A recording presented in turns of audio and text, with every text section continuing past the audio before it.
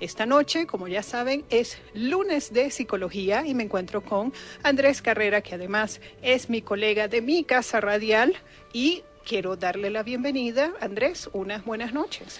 Buenas noches, gracias Valentina, y buenas noches a todos los radioescuchas que hoy nos dan algo que no van a recuperar, que es el tiempo, y es algo que tenemos que valorar. Así es, Andrés. Sabes que hablando de tiempo, hace unas semanas fui a ver Alicia, la película Alicia a través del espejo. Y en la película Alicia se encuentra con el tiempo, se encuentra con Cronos, que es este personaje, ¿no?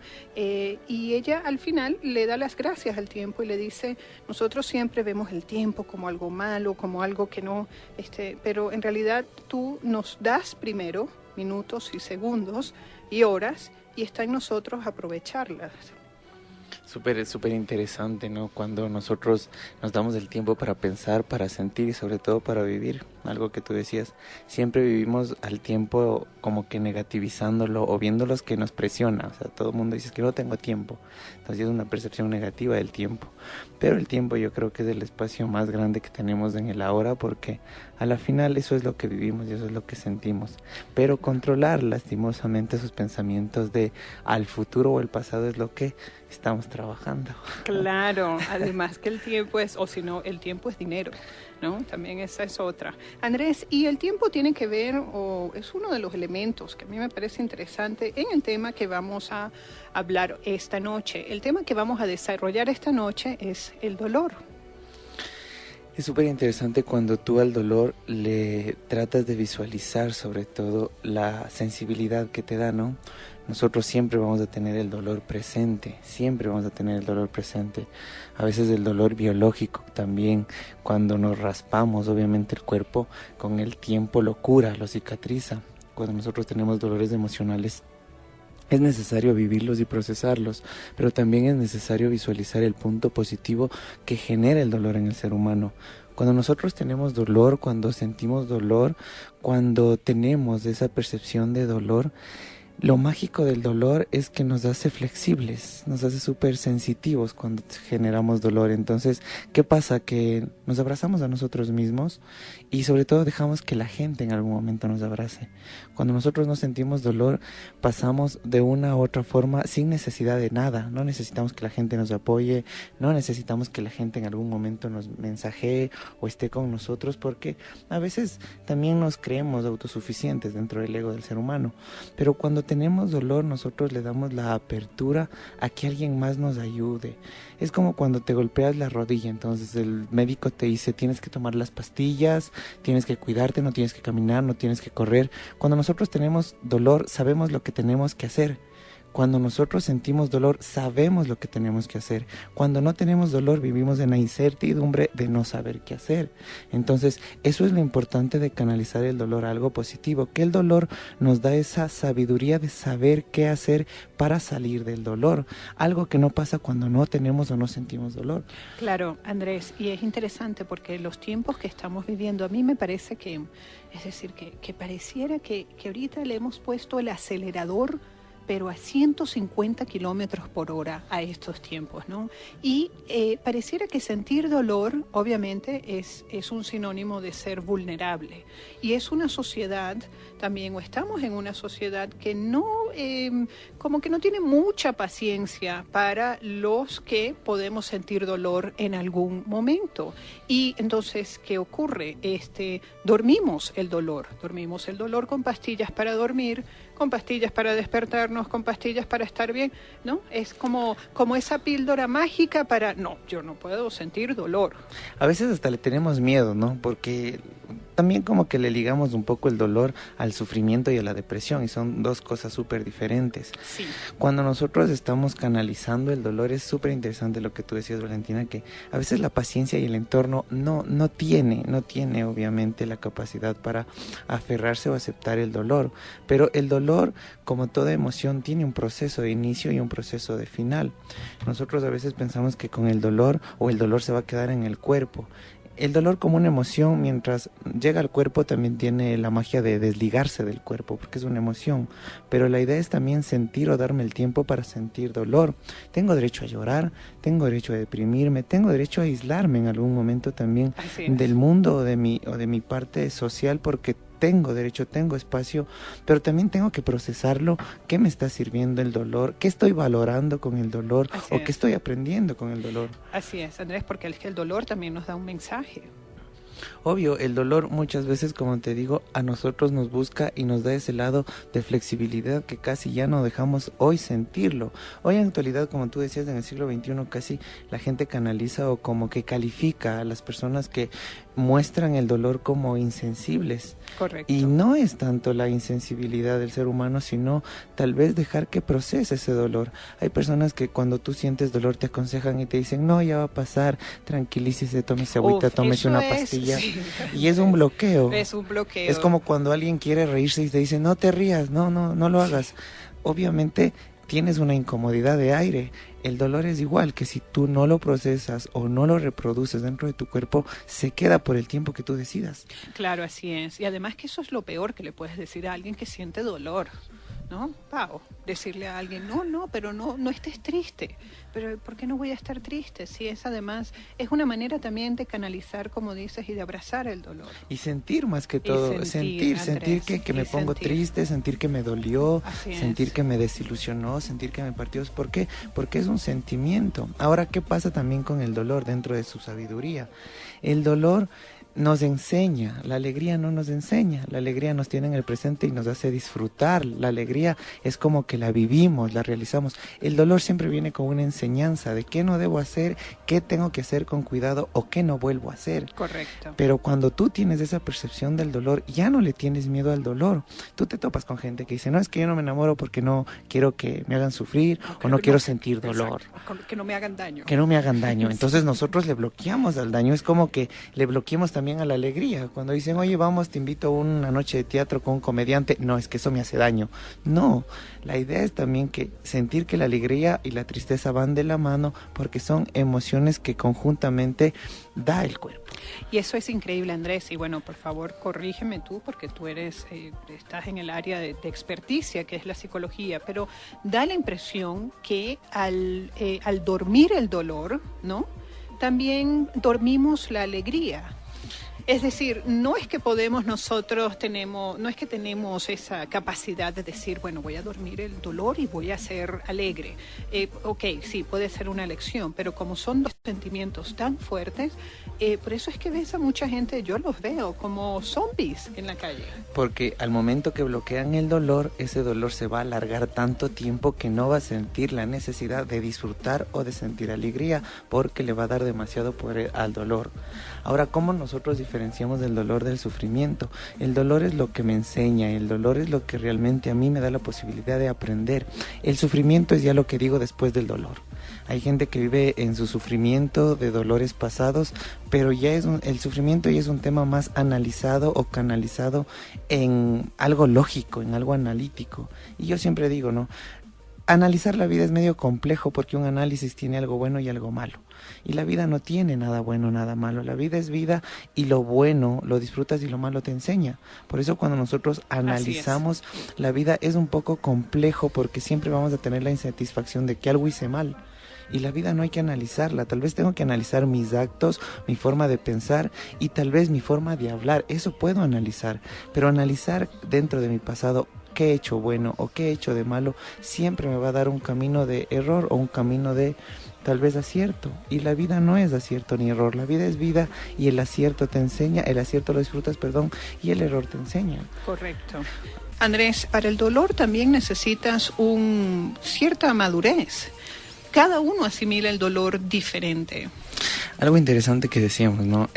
Sí necesitas tener, creo que un grado de espiritualidad bastante convincente, se puede decir, para creer en lo increíble, para tener fe en lo imaginario, porque de una u otra forma canalizar el dolor no solo necesita de lo lógico, de lo analítico, sino de lo sensitivo, sentir que necesito desahogar, sentir que necesito soltar y sentir que algo me está enseñando la vida, el dolor, el tema de, como te decía, la flexibilidad que el ser humano tiene en el dolor, porque nosotros nos hacemos demasiado flexibles cuando estamos con dolor, y el conocimiento de saber qué hacemos en el dolor.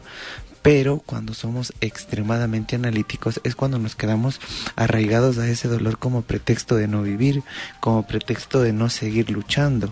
Entonces sí es necesario, cuando tú sientes un dolor incómodo, o sobre todo ese dolor que no te deja fluir y que ya molesta a los demás, porque el tema del dolor repetitivo, consciente e inconscientemente, comienza a generar molestias a las otras personas. Tal vez ya en el proceso del tiempo, ¿no? Porque todo tiene su tiempo y espacio. Pero cuando tú le canalizas al dolor de un aspecto espiritual súper maduro, tal vez y te sirva, tal vez ya no le tengas miedo al dolor, y tal vez te das la oportunidad también de aprender del dolor, por más irónico que se escuche. Y no es que estamos diciendo debemos tener dolor todos los días, pero cuando nosotros le vemos a la luz y a la oscuridad como parte del camino, si estoy en la luz y en la oscuridad, solo depende de mi actitud que lo disfrute. Correcto, así es. Además que son tiempos, Andrés, donde hay muchas personas ahora que están sintiendo dolor, ¿no? Personas que, suponte, y yo le y pongo eventos también dolorosos. Sí, sí, ¿no? eventos dolorosos, Sí. lo que pasó recién en el Ecuador, y situaciones que están pasando, de que todavía existen temblores o todavía siguen esta secuela de sismos, que la gente activa el dolor que se dio en ese momento. Cuando no se ha canalizado el dolor, tú decías algo interesante, por más irónico que se escuche, el dolor no permite que venga la alegría si el dolor no ha sido procesado, porque te quedas en el dolor y comienzas a rechazar la alegría o los momentos de alegría que puedes tener. Pero cuando tú procesas del dolor, la alegría es del siguiente paso para que puedas superar el dolor. Pero no es alegría de esperar que algo pase hermoso en mi vida, sino sentir que el dolor se está yendo y valorar cuando no tienes momentos de dolor. Cuando uno se lastima el brazo o por ahí se lastima el dedo y no puede hacer una actividad diaria, comienza a valorar el dedo, comienza a valorar la mano, que en algún momento solo servía para ver el reloj. Entonces el dolor emocional suele pasar lo mismo, que cuando nosotros tenemos dolor emocional nos damos cuenta que es bueno para nosotros y que es malo para nosotros. Ahí es cuando nosotros discernimos por qué yo tengo que sentir o por qué yo tengo que procesar el dolor, y dejarlo que fluya, no bloquearlo, porque tú decías algo súper interesante. Cuando vienen pastillas, cuando vienen por ahí personas que te bloquean y te dicen, no, ya cállese, no, mejor no se acuerde de eso. Están como que no permitiendo que fluya el dolor. Y es un mal consejo, no porque la persona sea mala, sino porque tal vez no tiene la guía o el camino necesario para dejar que el dolor fluya y pase, ¿no? Claro, además la otra cosa también, Andrés, es reemplazar ese dolor con, a ver, se me ocurre ahora reemplazar el dolor con alcohol, con comida. Gente que come cuando se siente triste, con los malos, digamos, con sexo, ¿no? También claro. Con el gastar lo que no tienes, eso también son reemplazos para el dolor. O comprar cosas, nos hacemos compradores compulsivos, porque es algo interesante que tú decías, la gente bebe, la gente come, es porque comenzamos a querer satisfacer al cuerpo biológico, y el dolor es emocional, es sensitivo, pero al momento que nosotros comemos o al momento que nosotros hacemos alguna actividad supuestamente para reemplazar el dolor, lo que estamos haciendo simplemente es como durmiéndole al dolor para que se active al tiempo futuro más fuerte. Claro. Pero sí tenemos que darnos el proceso necesario, y yo recomiendo mucho, y lo digo, y a veces les recomiendo a mis pacientes cuando realmente están en una situación de dolor, le digo, pero en serio, ponte triste, llora, te mereces llorar, te mereces desilusionarte, te paso papel higiénico, un vasito de agua, pero procesa y llora, porque a veces también el estar con ese nudo en la garganta hace de que nos volvamos negativos e incómodos. Claro, no, y además que es como agua estancada. Claro, no fluye. O sea, no lloras, o esta gente que dice, no, yo no lloré cuando fulanito de tal no estuvo o falleció, eso no es señal ni de coraje, ni de valentía. Y lo confunden, porque dicen, no, qué fuerte, porque no lloró. No, la fortaleza es, creo, que mantenerse firme en momentos de crisis, porque esa es la fortaleza, la verdadera fortaleza. Pero sí existe también personas que bloquean el dolor. Existen personas que bloquean tanto el dolor que ya no sienten, pero irónicamente no van a permitir sentir tampoco felicidad, y son robots. Claro. Son robots que viven en el tiempo y en el espacio, pero no sienten, y a la final también terminan siendo parcos como que fríos, como que un poco callados. Entonces eso también es un poco incoherente para la persona que se cierra en ese estado de solitud, ¿no? Pensar, sentir en un solo aspecto es complejo porque es un robot, es una máquina que solo recibe órdenes. Claro. Que se puede dar gente que en algún momento siente, se pone triste, fluye con el dolor y tiene una vida súper más perceptiva, se puede decir. Algo que iniciábamos el programa y me parece súper interesante, el tiempo. Nosotros le queremos acelerar al tiempo y es cuando tenemos problemas, cuando tenemos crisis. No es que este momento quiero que se arregle, este momento quiero revivirlo o este momento quiero hacerlo. Sí, y no le damos el proceso del tiempo. Claro. O es que no, yo no puedo estar triste en estos momentos. Y no, claro, no puedo estar triste en estos momentos. No. O tengo que trabajar y tengo que enseñar buena cara. Exacto, pero sí. Es como que cohibir algo. Yo hago un ejemplo mucho con el proceso del agua porque nuestro cuerpo está lleno de agua, que es obviamente el volumen más alto de nuestro cuerpo. Cuando nosotros somos sólidos, nos quedamos en el dolor con dureza. Nos hacemos duros, ya no entendemos la vida, nos quejamos por todo, no tenemos ánimos de nada porque estamos en estado sólido. Cuando estamos en estado líquido es cuando nosotros estamos en una percepción más consciente de que fluyo con los problemas, fluyo con las cosas buenas, de las personas negativas aprendo. Yo decido con quién peleo, con quién no peleo, porque ese es el estado más bonito del agua, que fluye, procesa y pasa.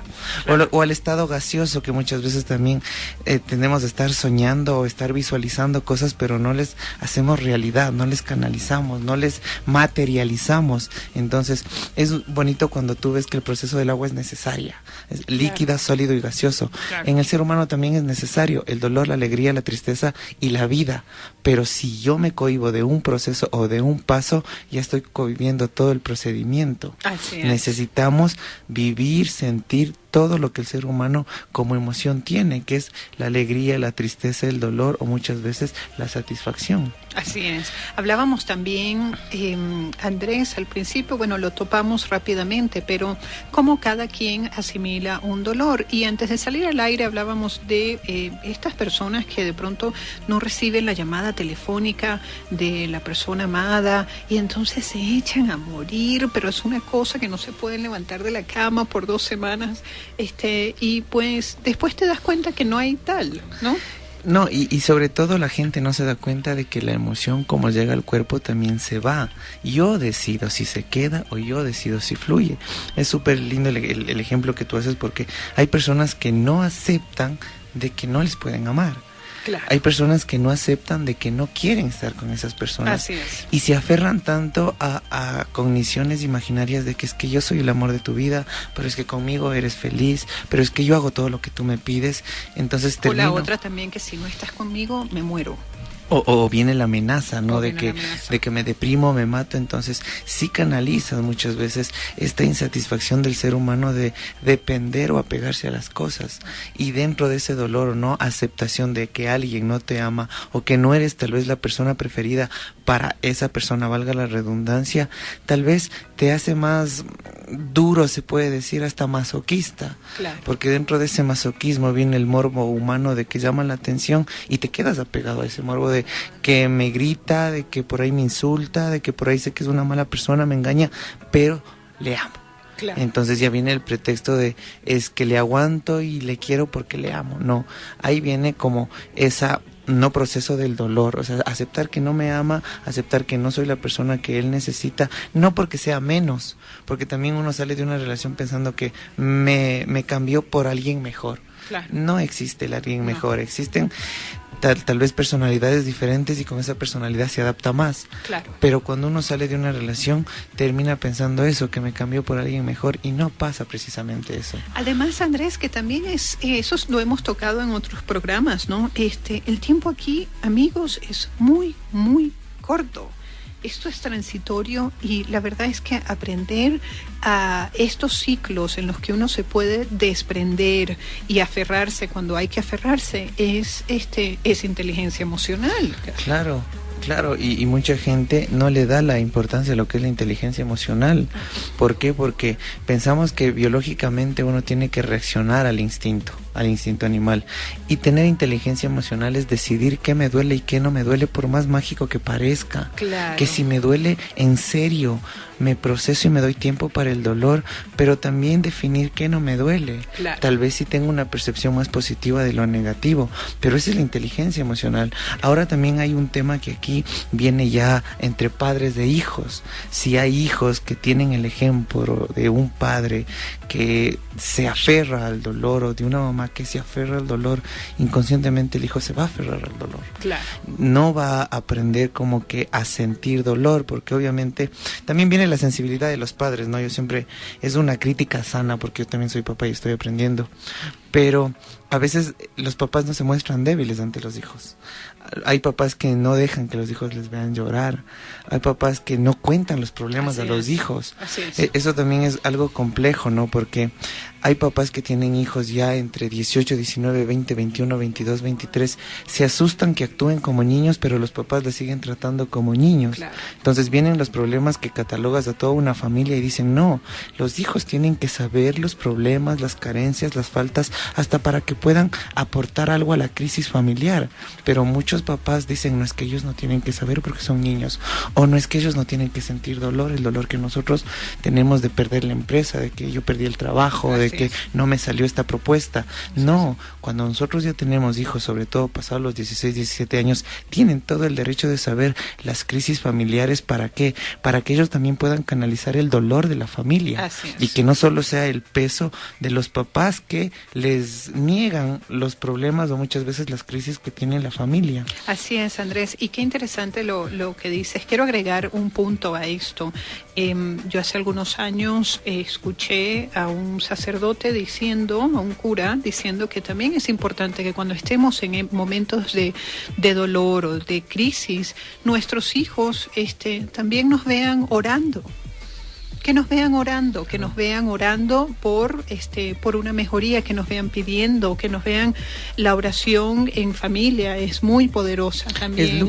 Es luz. Y entonces hablaba claro, este sacerdote diciendo, no pierdan esa oportunidad, porque ellos después van a saber qué hacer. Y una de las cosas que hacer cuando uno está en un momento de crisis o en momentos también de tristeza es orar. Y te da tranquilidad. Y te da tranquilidad. O sea, hay mucha gente que a mí me pregunta mucho y me dice, oye, y no sé, me dice, ¿y qué saco yo creyendo en Dios? Yo tengo mucha gente un poco escéptica. ¿Y qué saco? ¿Y qué gano yo creyendo en Dios si sé que el problema no se va a solucionar o sé que la tristeza no va a pasar? Aquí hay un tema científico que pasa dentro del cerebro. Cuando nosotros oramos, cuando nosotros creemos en Dios, cuando nosotros nos conectamos, los glóbulos frontales le dan un mejor entendimiento a nuestro cerebro, a nuestra realidad. Correcto. Los glóbulos frontales son los encargados de decidir, de razonar y de tomar decisiones. Entonces, cuando nosotros estamos dentro de la oración y teniendo una credibilidad o una creencia fuerte hacia Dios, hace que no nos quejemos o nos quedemos arraigados al dolor o a lo que nos pasó, y hace que nosotros le pongamos fe al proceso divino. Correcto. Y ese fe al proceso divino cerebralmente sí tiene algo grande, porque se ha hecho experimentos dentro de los seres humanos. Totalmente, claro. A un ateo Andrés, o a un creyente, en donde se les pone la misma crisis, tal vez el ateo se queda en algún momento aferrado a esa crisis o lo procesa de una forma lógica y no procesa el dolor. Así es. Pero hay la parte sensitiva o la parte creyente en donde de una u otra forma hace que expanda fe o expanda tranquilidad, sobre todo a los que están compartiendo el dolor. Correcto. Sí, Andrés, y antes de irnos a nuestro corte comercial, he tenido una vez conocí a alguien que me dijo, ¿tú crees en Dios? Le dije, sí. Yo no. Dije, bueno, realmente ese es un problema entre tú y Dios. Entonces, esa es no tengo nada que ver. Exactamente, claro. Yo no tengo nada que ver con eso. Eso es una conversación que tú tendrás, ¿no?, con Dios. Andrés, que nos aferramos también, ¿no?, a veces al dolor. En eso consiste este ejercicio. Cuando tú le dices a tus pacientes, bueno, si vas a estar triste, llora, ¿no? Y me parece muy bien. Si uno va a estar despechado, entonces escucha canciones de despecho, o si uno va a estar, ¿no? Hay que asumir ese luto, porque de alguna manera es un luto también, ¿no? Claro, ahora siempre hay que limitarlo, porque aquí también hay algo que egoístamente nosotros hacemos con nosotros mismos, ¿no? Tú decías, ¿no? Estamos tristes y vamos y ponemos canciones tristes, y ponemos novelas tristes. Y justo ponemos la película triste, entonces ya no viene también el proceso de canalizar la tristeza, sino ya la estoy disfrutando, por más irónico que se escuche. A que la tristeza se la procesa solo, sin música, con el silencio necesario para poder escucharte y entenderte. A que si yo me doy la oportunidad de poner música que va a alterar obviamente mi tristeza, ya estoy ya no produciendo el dolor como algo satisfactorio, sino como sufrimiento. Decíamos de la diferencia entre dolor y sufrimiento. Sí. Cuando yo quiero canalizar un dolor, tengo que estar en espacios de silencio y tiempo. ¿Cómo es el silencio y el tiempo? Darme 40, 30, 50, 60 minutos en donde yo sienta el dolor. ¿Y qué me ocasiona dolor?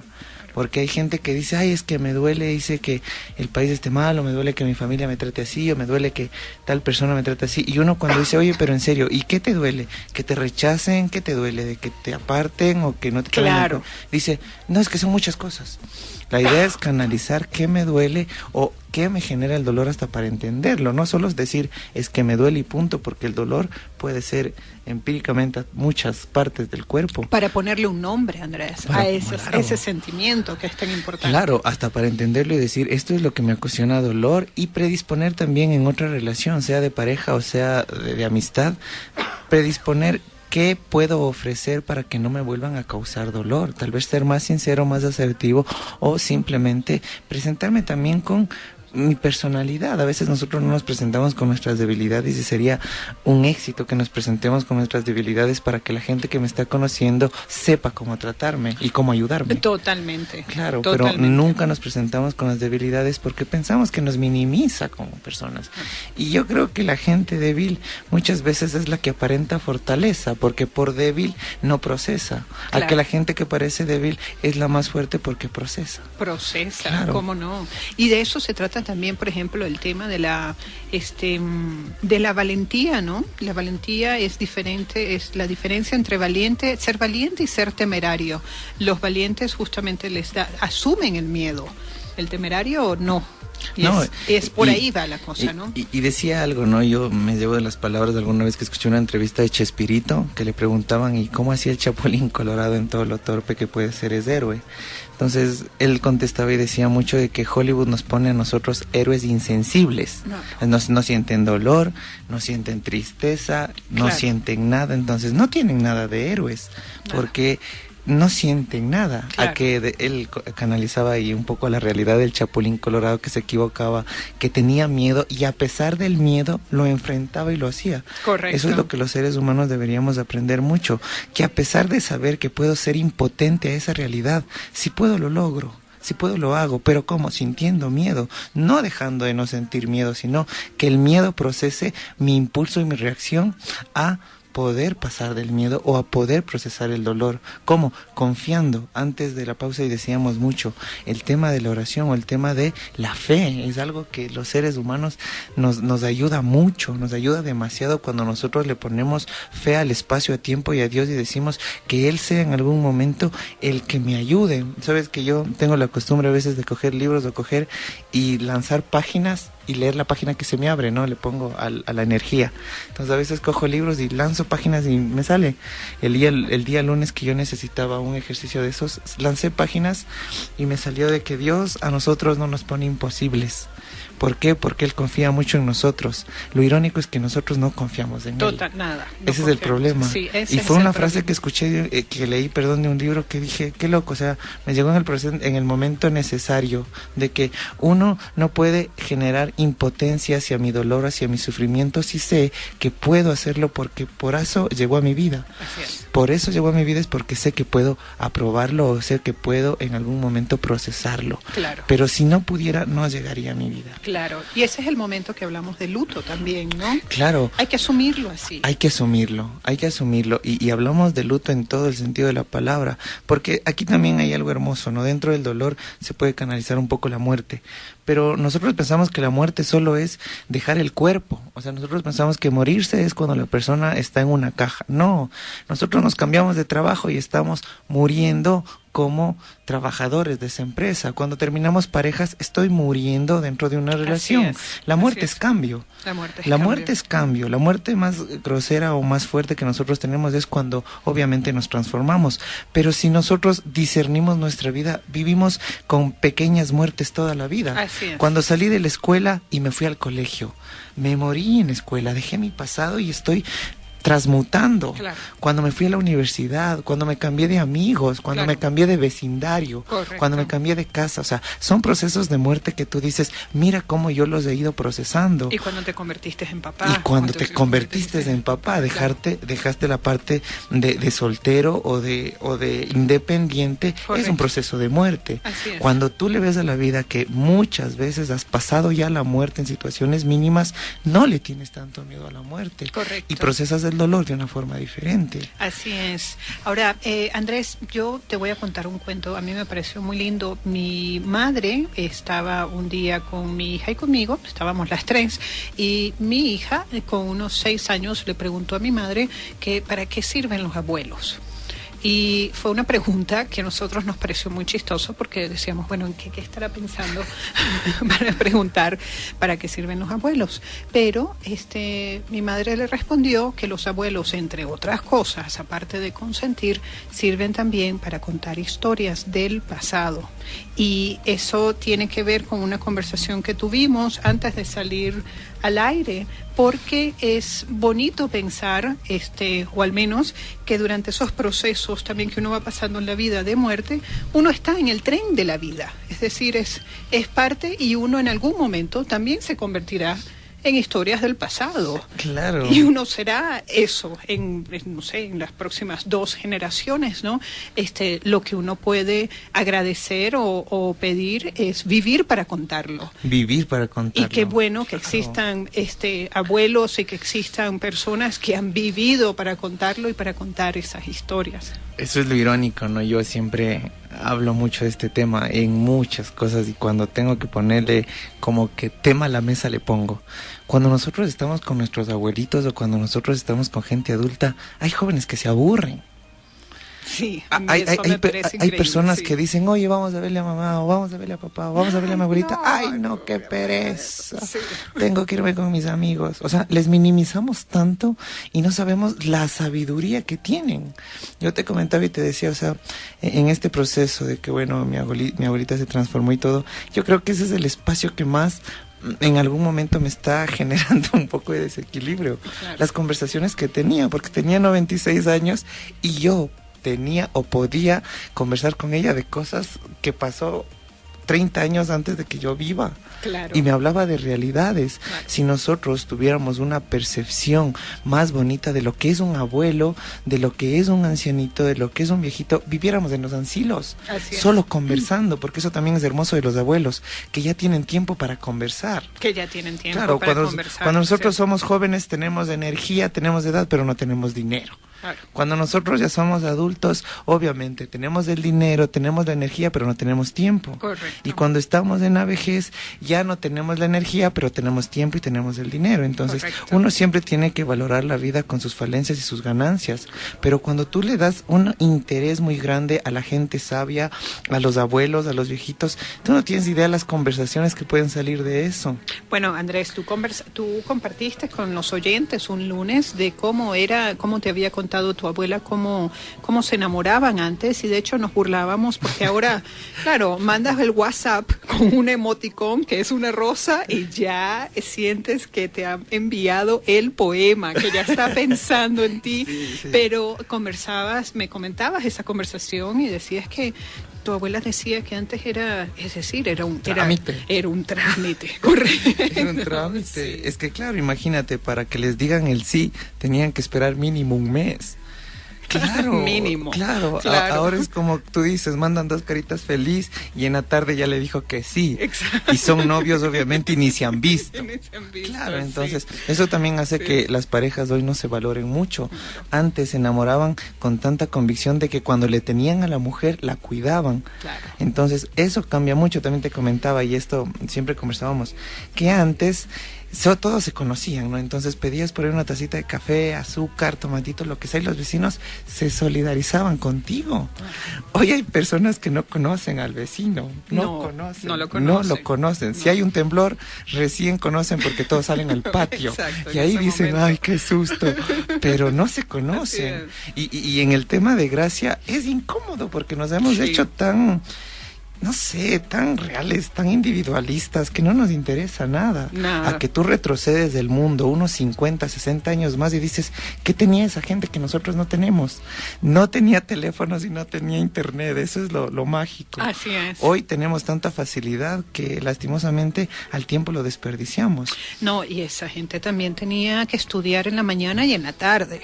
Es decir, y tenían actividades, claro, no era el tema de que pasaban, bueno, acostados, no, sino que ayudaban al papá, a la mamá, por ahí tenían terrenos, o sea, tenían que hacer cosas. Y no había derecho a queja. No había derecho a queja. Claro, otra cosa que te comentaba. Sí. Antes, yo me pregunto mucho, digo, no sé, hace unos 80 años la gente no creo que sabía lo que era la depresión. Claro. No se daban chance. Uno llegaba triste, creo que del colegio, y a uno le caían encima. No, anda a hacer otra cosa. Claro. Y no sirvió. Porque claro. yo voy a cumplir 30 años, pero me involucro mucho porque me crió mi abuelita. O sea, yo le perdí a mi mamá cuando tenía 14, a mi papá cuando tenía 5 años, y me involucré en esa crianza antigua de mi abuelita, claro. De que no te daba chance a nada. O sea, un almuerzo servido por mi abuelita era, come todo, devuelve todo. Así de sencillo. No podía decirle que no me gusta. Claro. No podía decirle que no me gusta porque el no me gusta era no como nada. Claro. Tenía que comerme. Y son valores que hoy ya no lo tenemos. Claro. Y si nosotros le diéramos la importancia a los viejitos, los ancianatos no pasaran tan solos. Es un valor súper importante y en nuestra sociedad es incluso, es lo que dices, ¿no? Pareciera que hay muchos que les da como pereza ir a visitarlos. Yo tengo una anécdota de mi abuelo porque mi abuelo paterno es ecuatoriano y mi abuela materna es venezolana. Y yo recuerdo, y siempre lo digo, el amor por este país y esta ciudad fue heredado de mi abuelo. Cuando venía para acá de vacaciones y nos íbamos, me pasaba recogiendo aquí en la Colón, nos íbamos caminando hasta el centro, el centro caminábamos todo el centro y luego regresábamos, pasábamos por el Parque La Carolina y terminábamos en una heladería que a él le encantaba.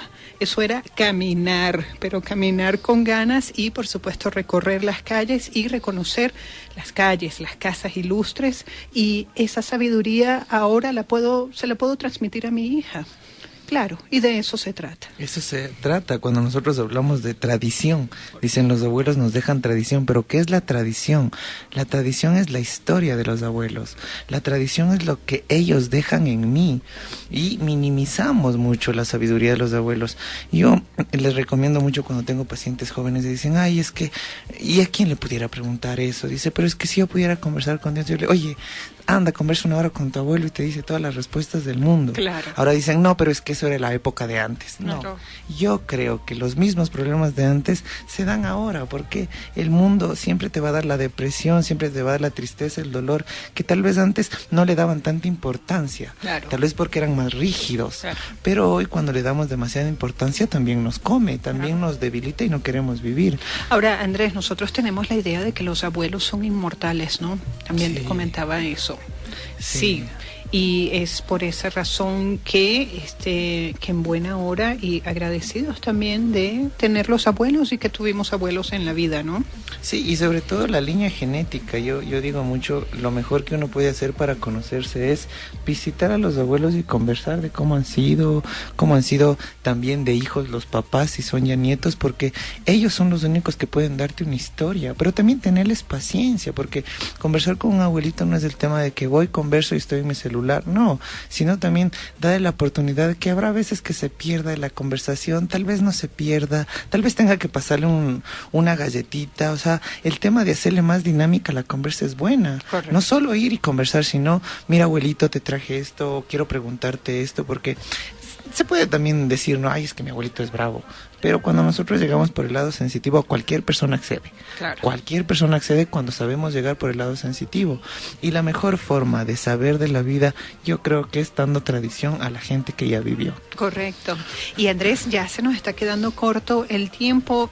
¿Algún ejercicio para nuestros oyentes? Esta es la parte que más me gusta, amigos, cuando Andrés deja un ejercicio para la semana, para trabajar en el tema, Andrés. Yo les voy a dejar el ejercicio primero de conversar con los abuelos. Eso sí, es un ejercicio súper sensitivo y real. Ahora, un ejercicio para nosotros identificar el dolor. Yo siempre, no sé, yo le pongo como que algo mágico al lápiz y a la hoja de papel bond, que no cuesta más de 2 centavos, porque también es darte tiempo. Nosotros nos damos tiempo 8 horas para trabajar para alguien más, ¿no? Nos damos tiempo hasta para visitar a las personas, pero cuando queremos darnos tiempo a nosotros mismos, perdemos el tiempo. Exacto. Sentimos que perdemos el tiempo. Así es. Tengo mucha gente que a veces dice, oye, date un tiempo para meditar. No, qué pereza. Y dices, no, o sea, lo más importante es que tú te des tiempo para ti. Entonces, como decíamos, si tú eres de las personas que hoy siente dolor por cualquier situación que tengas en la vida, entiende qué te duele, el dejarle, el no dejarle, el que te ignore, el que no te ignore, y identifica qué dolor puedes vivirlo, o sea, deja que se te deprima, que te pongas triste, y al momento que tú vas identificando el dolor, mira de qué dolor estás sufriendo, porque dices, no, este dolor estoy sufriendo demasiado, entonces ya el sufrimiento se está haciendo como que algo dentro de los patrones de conducta, claro. Porque también hay un tema que lo comenté hace cuando estábamos los días jueves, hace 3 semanas creo que fue, de que dentro del dolor también existe esta parte incómoda de los seres humanos. Cuando a nosotros nos duele algo, cuando nosotros estamos enfermos, tenemos esa magia de llamar la atención mucho. Ahora hay la gente que también manipula el dolor. O sea, claro. Porque estoy enferma, mis hijos me llaman más, porque estoy enferma, me dan pastillas, me visitan, entonces ya le hacen un estilo de vida, vivir enfermo, vivir con el dolor todo el tiempo, porque llama la atención. Claro. Entonces eso también es un ejercicio de esta semana, que nosotros podamos identificar qué nos duele en la realidad hoy en cuerpo presente, qué nos duele y a qué dolor le estoy poniendo sufrimiento. Ya cuando un dolor le pongo sufrimiento, ya estoy negativizando mi vida. Así es. Estoy negativizando. Cuando un dolor todavía no pasa a ser sufrimiento, estoy todavía en el poder de cambiar. Y si es que identifico que hay sufrimiento, solo está en el poder discernir por qué sufro. Si no me premian por sufrir, no me pagan por sufrir, sí. Porque si me pagaron, pues uno sufre todos los días. Así es, Andrés, y eso a mí me da mucha risa, pero es verdad, es duro, pero es cierto, a nosotros no nos pagan por sufrir. Así que sí. Andrés, muchísimas gracias, nos veremos el próximo lunes. Ok, gracias a todos los radioescuchas. Bueno, amigos, y hoy ha sido lunes de psicología, me encuentro con mi compañero Andrés Carrera.